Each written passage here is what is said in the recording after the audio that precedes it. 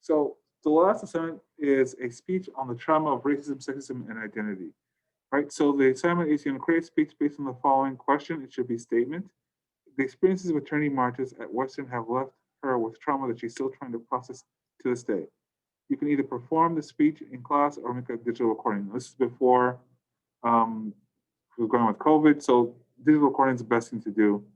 Performing in class, don't worry about it. It's just there for, I guess, when I do this in the future and we're out of sort of COVID and kids can have the option of either doing a digital recording or just doing it in front of everyone in class. But for you guys, for you, everyone here, I'd prefer you do it at a digital recording.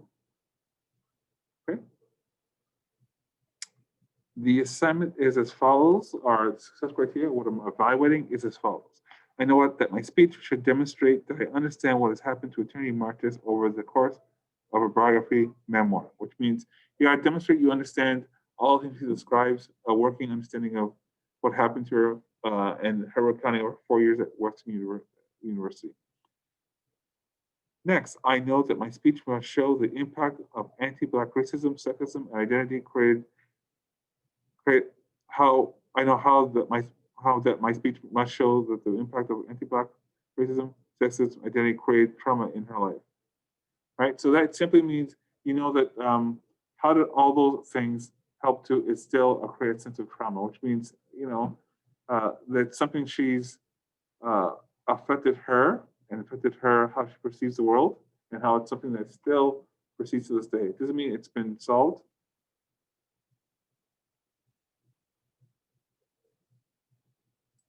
Let me change it.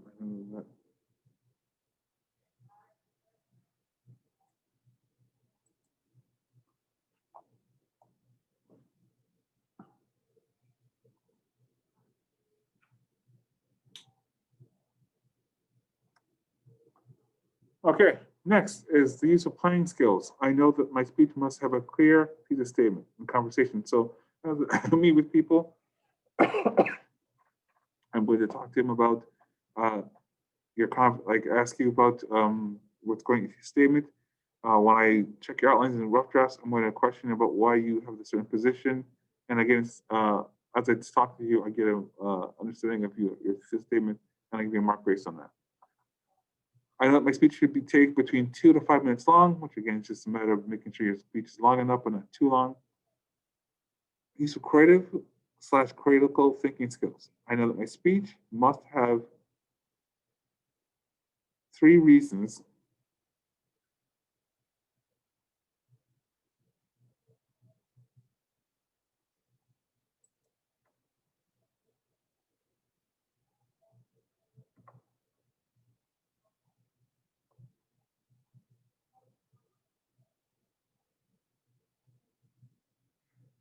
that will support my speech's thesis statement, right? Which means, and I'll show you in the success criteria, there's got to be 3 reasons why you have a certain, why you have a position on your statement.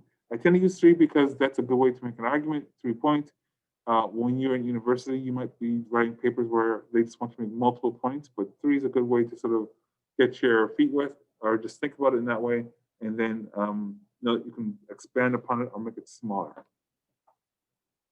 I know that my 3 reasons must be clearly explained or contained short, concise quotes from the biography memoir. Quotes should be no longer than 3 sentences long. So which means that when you are going to explain something or you're going to talk about some information in the book, you can either clearly explain it, right? Break it down for me, or repeat the quote, right? The quote should be short and concise, not long. What the idea is, I want to give you the option of using quotes in your speech or just alluding to information clearly that shows that you have a good understanding of what happened in the actual book. And I know that my speech conclusion should connect to a larger world beyond the scope of the essay. So again, and I'll show you this in the success criteria, you got to go beyond just answering the question here. You have to talk about larger issues that the answer to the question might examine or deal with. Again, make sure you use proper spelling and grammar. And in speaking, my voice should be clear and I should be communicating in a way that's interesting and engaging.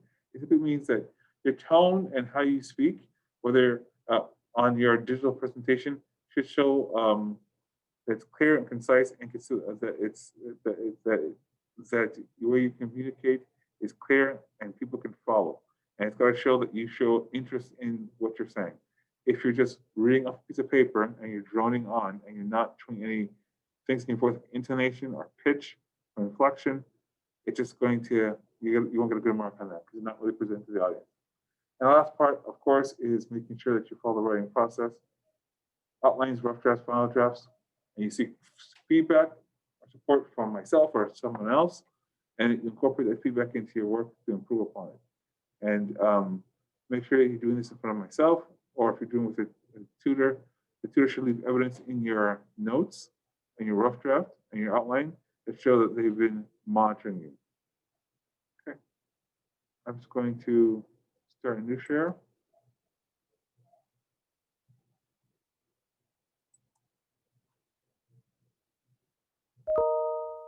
And this is going to examine, oops, not too much.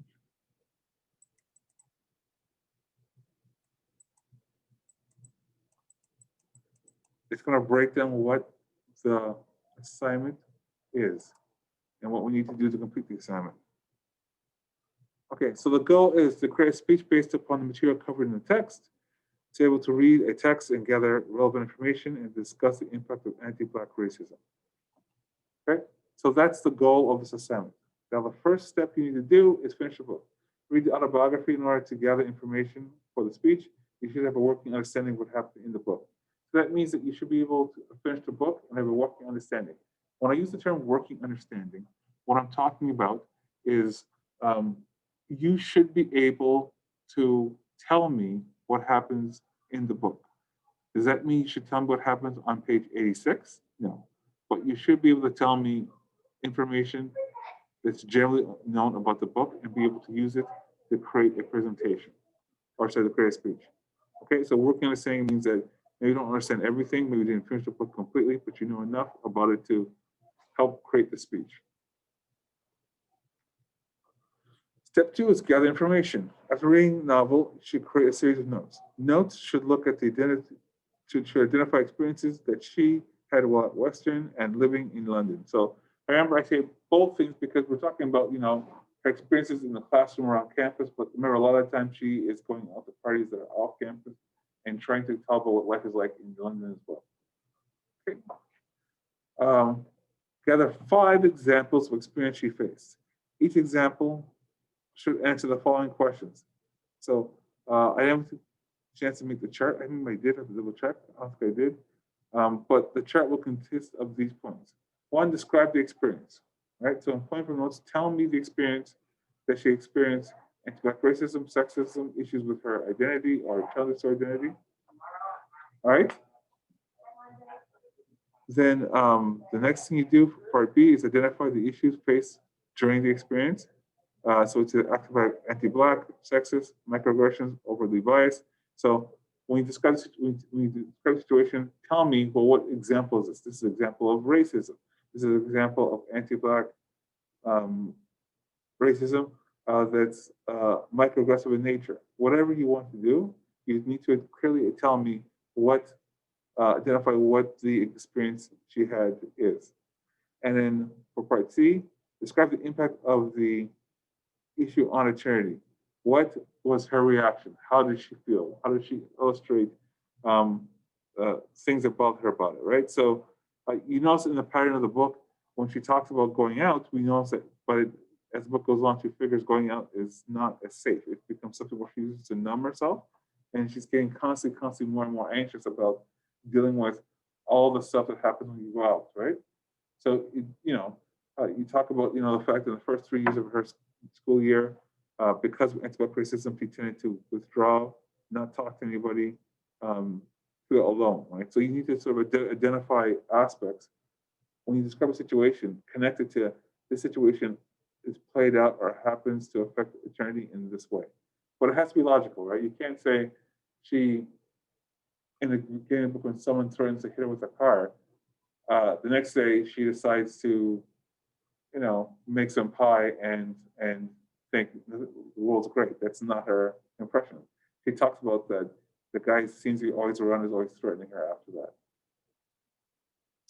Okay, so from these 5 that you've created, you will choose 3 to use in your speech.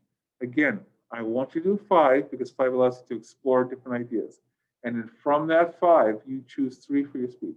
Don't include all of them in your speech, just the 3 you think have the most promise, the best way to create a speech. Okay? So this has to be done this way.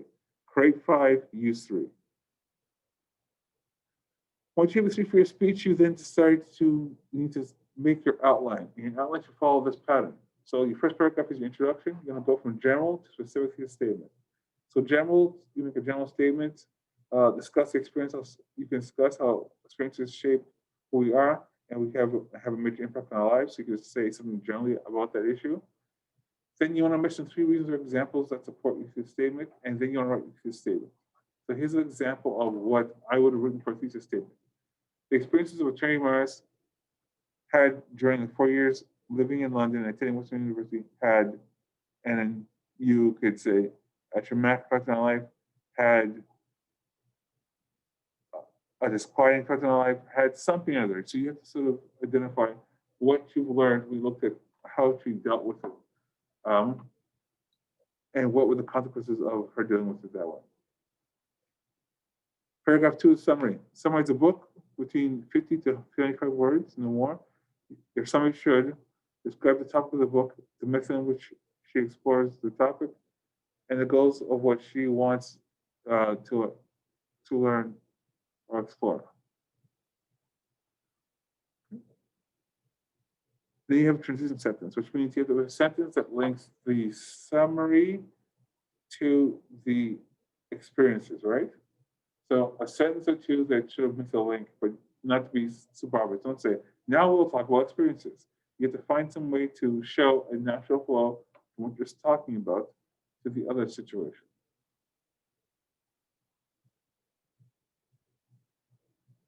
The third paragraph, experience at Western London University. So you want to state one experience.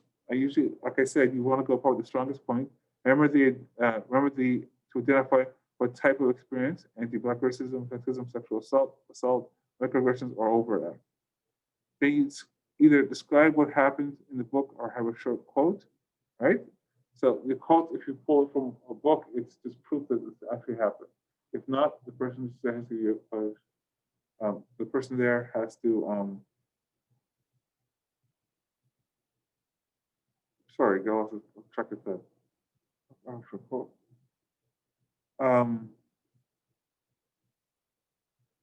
You need to, after you establish that and you establish what's going on, you then need to explain why it happened in the book, and how it impacted her, right? And then you make a transition sentence.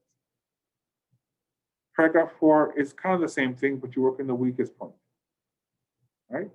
Transition sentence. And then paragraph 5 is the strongest point. Same deal, use transition sentence, okay?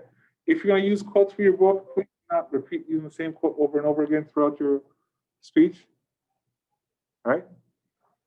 A good ratio, I've always said, is that, well, quotes aren't needed.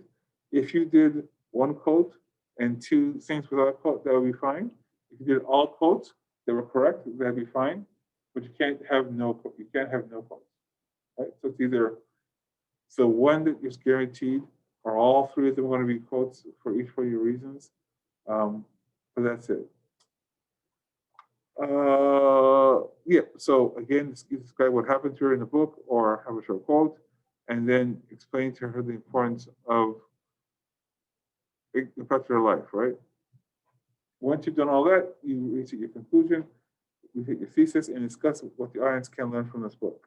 Okay, so the idea is, when you're doing it, you're identifying an overriding theme or message, right? Because your conclusion should answer whatever this question you design, right? Whatever the thing you're going to sit here that you're going to use for your speech. Okay? Are there any questions about what we just talked about?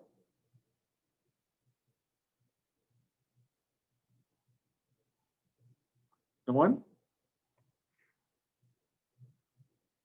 No. So Okay. So the next step for you all is to um,